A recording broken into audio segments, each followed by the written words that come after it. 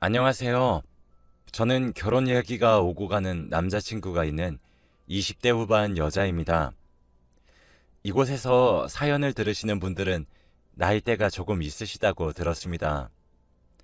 제가 나이가 너무 어려서 어떻게 해야 하는 것인지 잘 모르겠어서 이렇게 사연을 보내게 되었어요. 여러분들에게 제가 한 행동이 올바른 것인지 여쭤보고 싶거든요. 그럼 지금부터 제 이야기를 시작하겠습니다. 저는 7살 터울이 나는 남동생이 하나 있어요. 저와 제 남동생은 이혼 가정에서 자랐습니다. 동생은 아주 어렸을 때라 어머니에 대한 기억이 거의 없다시피 하지만 저는 달랐어요. 정확하게는 제가 10살이 되고 동생이 3살이 되던 해에 부모님이 이혼을 하셨습니다. 그래서 저는 어머니와 놀이동산을 간 것도 생일 파티를 한 것도 우리 가족끼리 근교지에 여행을 다녔던 것도 소풍을 나갔던 것도 함께 바다에 놀러가 연을 날렸던 그런 사소한 기억들까지 전부 다 기억이 나요. 아버지는 제 이야기를 들으시면 한 번씩 놀라시고는 합니다. 너 어떻게 그걸 다 기억하니? 하시면서 말이에요. 그 정도로 어머니에 대한 기억을 제가 생각보다 많이 하고 있습니다. 아마 무의식 중에 저는 어머니의 빈자리가 많이 그리웠는지도 몰라요. 저희 아버지는 여자 문제도 돈 문제도 다른 폭력 이런 문제들 하나도 없으신 완벽한 아버지상이십니다. 그런 아버지가 어머니와 이혼을 하게 된 이유는 어머니의 종교 문제 때문이었다고 합니다. 사실 순식간에 어머니란 존재를 잃어버린 저로서는 아버지가 너무 많이 미웠어요. 그리고 남자 혼자서 어린 여자아이와 갓난아이의 육아와 직장 생활을 병행하기엔 다소 무리가 있으셨죠. 저희 세 가족은 그렇게 친할머니와 친할아버지와 함께 살기 시작했습니다. 그로부터 지금까지 쭉 5식구로 함께 살고 있어요. 처음엔 제게 엄마를 뺏어간 아버지를 정말 많이 원망했습니다. 그러던 10살의 어느 날 밤 잠을 자다가 화장실에 가고 싶어 눈을 뜨게 된 날이 있었어요. 식탁에 홀로 앉아 물 한 병과 소주 한 병을 연거푸 마시며 눈물을 뚝뚝 흘리는 아버지의 모습과 그런 아버지의 곁에 함께 앉아 아버지의 등을 어루만져주며 껴안아주는 할머니의 모습. 마지막으로 한숨을 내쉬며 차마 아버지의 축 처진 모습을 똑바로 바라보지 못하는 할아버지의 모습까지 보게 되었습니다. 그때 본능적으로 알게 된 것 같아요. 아버지께 어머니를 뺏어갔다고 원망하면 안 된다는 사실을 말이에요. 그날 세 사람의 모습이 제게 충격으로 다가온 것인지 아직까지도 생생하게 그날 밤 부엌에서 흐느끼는 소리와 함께 장면이 기억나거든요. 아버지는 직장 생활도 하셨지만 그 와중에도 저와 남동생에게도 최선을 다해 시간을 보내려고 노력하셨어요.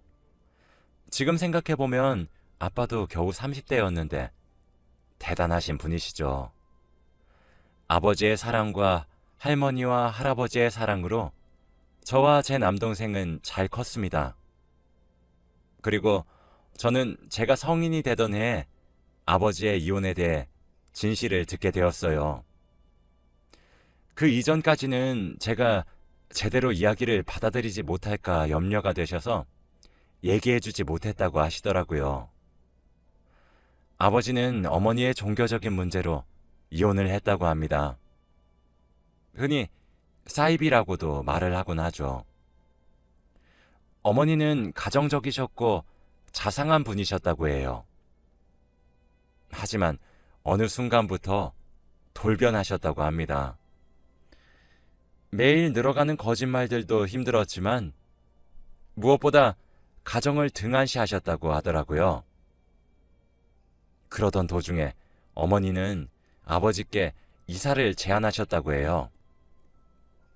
아버지의 직장 문제도 아니었고 당시 살고 있었던 집에 문제가 있었던 것도 아니지만 이사를 하자고 했죠. 심지어 어머니가 이사를 주장하셨던 아파트는 3km 정도 떨어진 곳에 위치해 있었다고 하더라고요.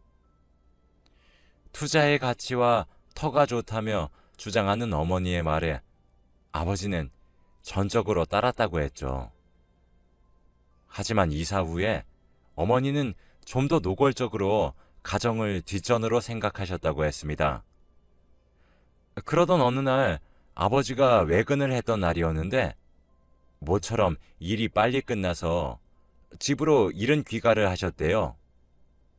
낮에 말이에요. 그런데 집에 돌아와 보니 저희 집이 복음을 하는 방으로 변해 있었다고 하더군요. 그리고 그 곁에 저와 제 남동생까지 붙잡아 앉혀 성경을 읽게 하는 모습에 아버지는 크게 놀라셨고 바로 그 모임을 해산시켰다고 합니다. 그때부터 어머니와 아버지는 눈만 떴다 하면 싸우기 시작하셨어요. 아버지는 어머니께 제정신을 차려달라고 수차례 요구하셨지만 어머니는 받아들이지 않으셨죠. 아버지는 그 이후 어머니가 사용하시는 돈들을 추적했고 증거를 찾았어요. 어머니가 하셨던 모든 거짓말들은 다른 사람들을 사이비 종교에 끌어들이기 위해 포교 활동을 하기 위한 말들이었고 그 종교단체에 아버지가 피땀 흘려 벌어오는 돈들을 쏟아붓고 있었고 그걸로도 모자라 대출까지 받은 돈도 갖다 바쳤다고 하더군요. 아버지는 그래도 어머니를 포기하려고 하지 않으려고 했다고 합니다. 저희 남매가 많이 어렸고 특히 제 남동생에게 엄마의 손길은 너무 필요해 보였으니 이혼을 할 순 없었다고 해요. 그런데 그런 아버지의 간섭이 어머니를 귀찮게 했나 보더라고요. 어머니는 아버지를 유책 배우자로 만들기 위해 아버지를 가정을 파괴한 사람으로 만들기 위해 노력했다고 합니다. 어머니의 신고를 받고 달려온 경찰에게 꼼짝없이 아버지는 가정폭력범이 될 뻔했죠. 그때 제가 아니에요. 아빠는 가만히 있었어요. 엄마가 아빠를 때렸단 말이에요. 라고 진술을 해서 아버지는 누명을 벗으셨죠. 그 일을 계기로 아버지는 어머니와 이혼을 감행하셨고 저희의 양육권도 가져왔어요. 아버지의 말을 듣고 있으니 수면 아래에 가라앉아 있었던 옛날 기억들이 스물스물 나더라고요. 저희 집에 경찰이 왔었던 것과 어머니가 항상 작은 책을 들고 다니며 중얼중얼 주문 외운 듯 하고 있었던 것, 그리고 그런 어머니께 놀아달라고 칭얼거리면 눈물이 쏙 빠지게 혼이 났던 그런 기억들 말이에요. 성년의 나이가 되고 나서야 아버지가 왜 그 늦은 밤중에 할머니와 할아버지 앞에서 눈물을 쏟아내게 되었는지 알게 되었습니다. 저는 그런 아버지가 안타까웠고 존경스러웠어요. 아버지는 그날 바르게 자라주어 제게 고맙다고 하며 저를 꼭 안아주셨습니다. 그게 벌써 6년도 더 된 일이에요. 아버지에게 모든 사실을 전해 듣고 난 뒤 종교에 미쳐 저희를 버린 엄마의 존재를 저는 부정했습니다. 아버지와 어머니는 협의 이혼을 하셨는데 양육권도 아버지에게 떠맡기시다시피 하셨고 양육비도 지급하지 않겠다고 하셨대요. 엄마의 빈자리가 많이 그리웠지만 그 정도로 뻔뻔한 사람이 제 엄마란 사실을 부정했습니다. 저는 현재 괜찮은 직장에서 또래에 비해 넉넉한 돈을 벌고 있어요.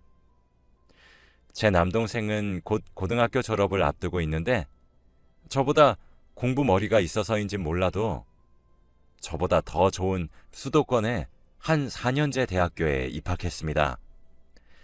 남동생은 엄마의 빈자리를 느끼기 전에 잃었기에 아버지가 말씀을 하실진 모르겠네요.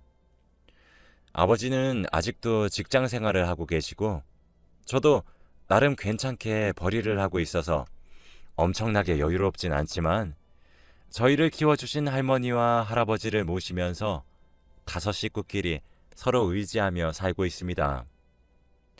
그런데 3달 전에 어머니라는 분께서 제게 연락을 해오셨어요. 어떻게 제 연락처를 알게 되신 건지, 제 직장을 어떻게 아시게 된 건지 아직 물어보지 못했으나 저희 남매가 보고 싶다며 연락을 해오셨더군요. 20년이 다 되어가는 세월 동안 어머니의 빈자리를 그리워했었던 적에 분명 전혀 없다고는 말을 못할 것 같습니다.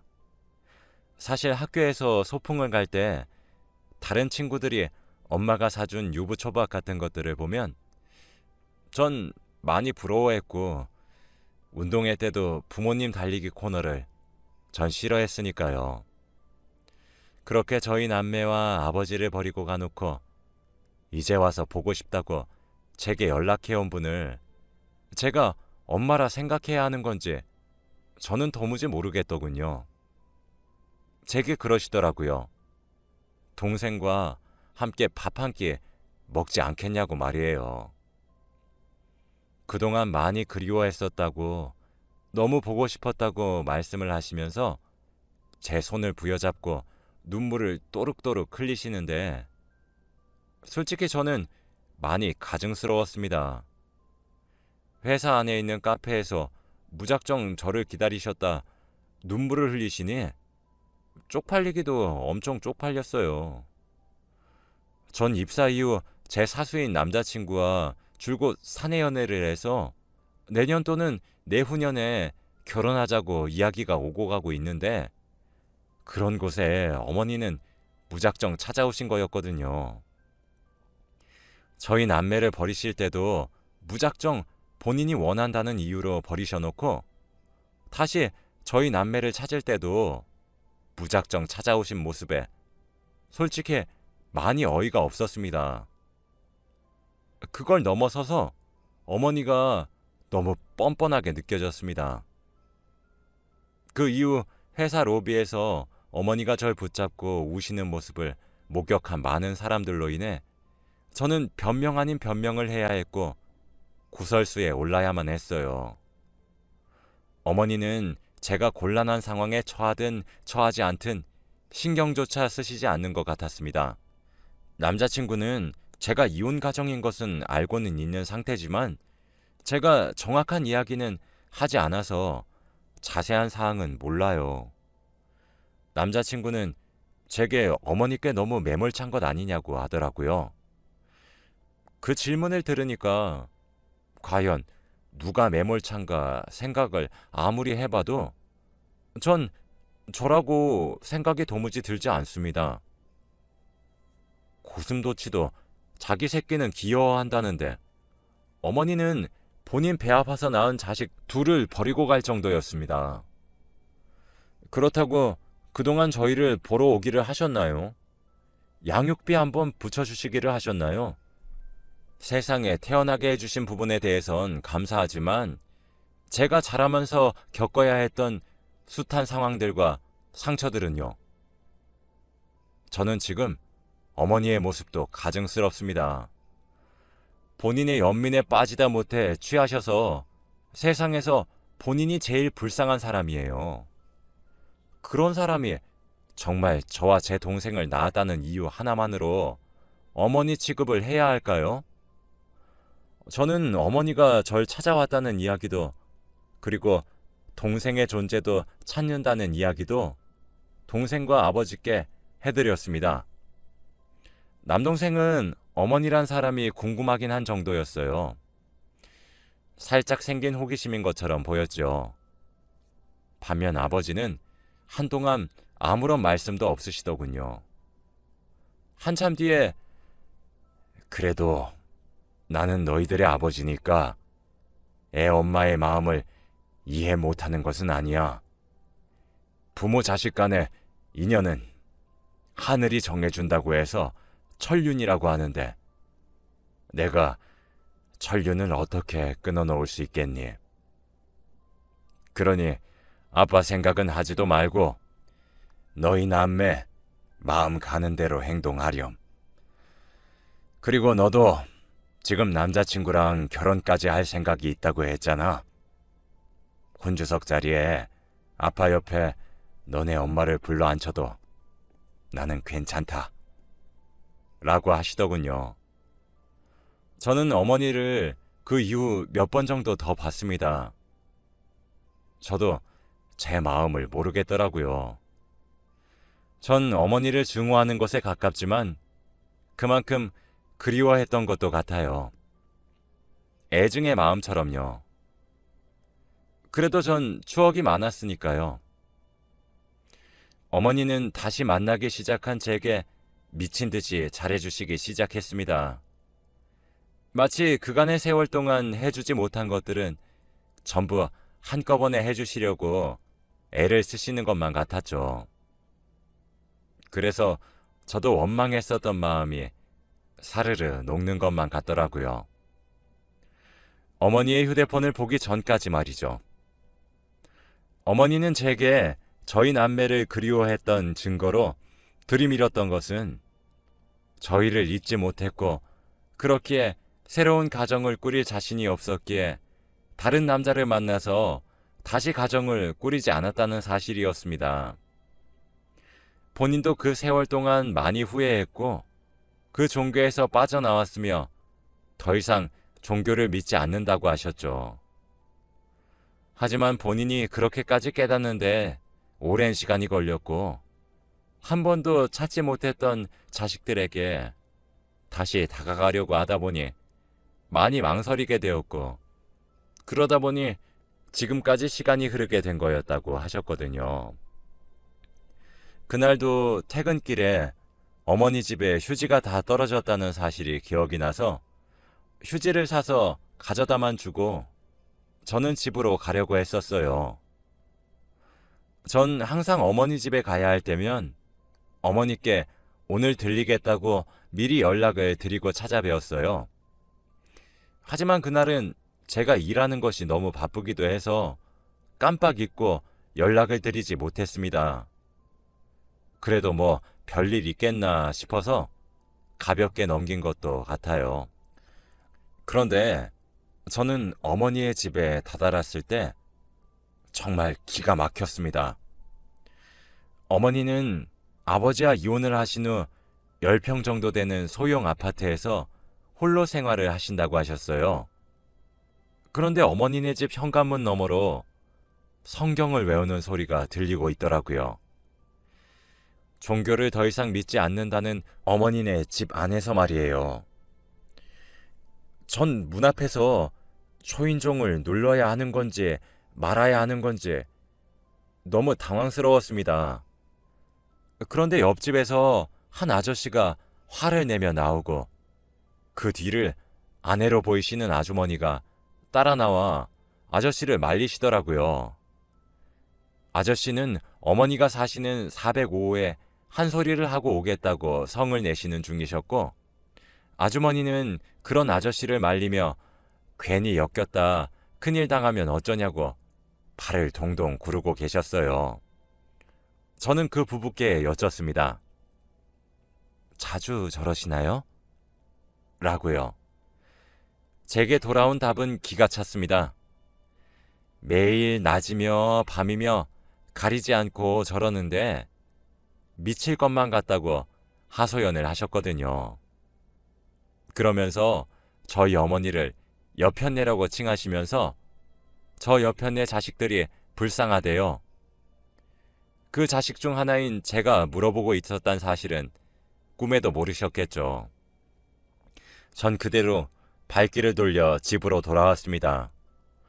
그런데 곰곰이 생각해보니까 어머니가 굳이 그렇게 종교를 그만뒀다고 속이면서까지 제게 연락을 해야 했을까라는 사실이 좀 말이 안 맞다는 생각이 들더라고요.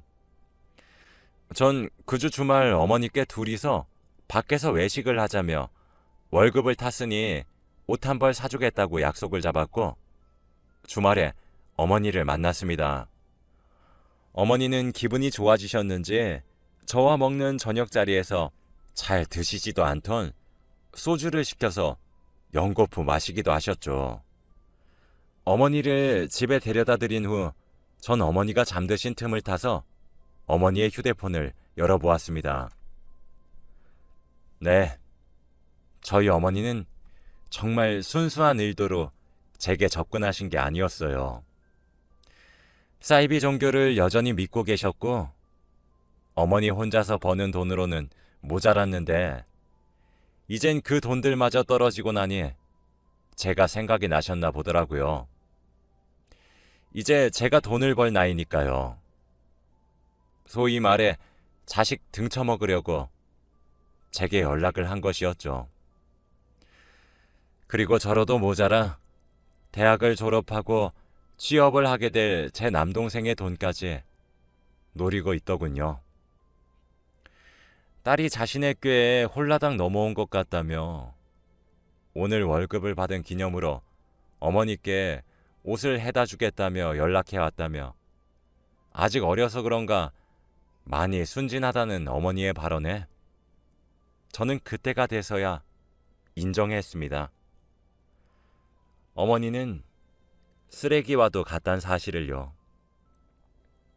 전 어머니께 모든 사실을 알게 되었고 어머니의 휴대폰으로부터 그 자료들을 받아 저장해 두었으니 더 이상 내 눈에도 내 동생의 눈에도 더 나아가 우리 가족 모두의 눈에 띄지 말고 살라는 편지를 한 통 남기고 어머니와 연락을 끊었습니다.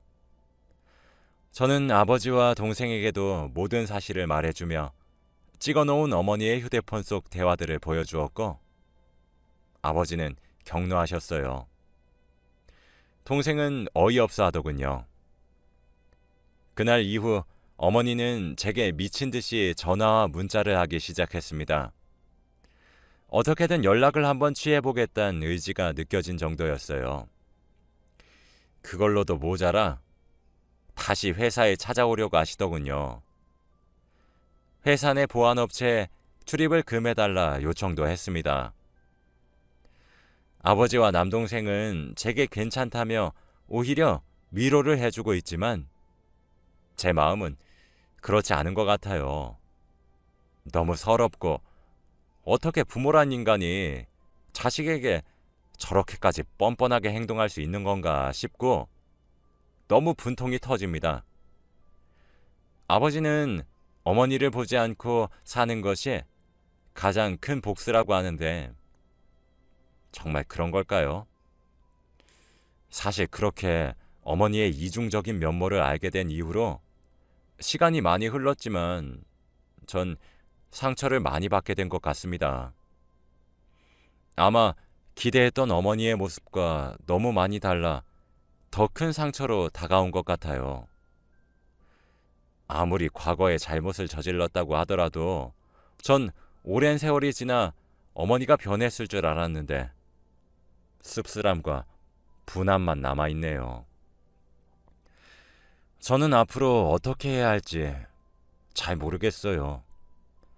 지금 이 순간에도 어머니는 제게 문자로 모든 것이 오해라고 한 번이라도 자신의 말을 들어줄 순 없냐고 연락해오고 계세요.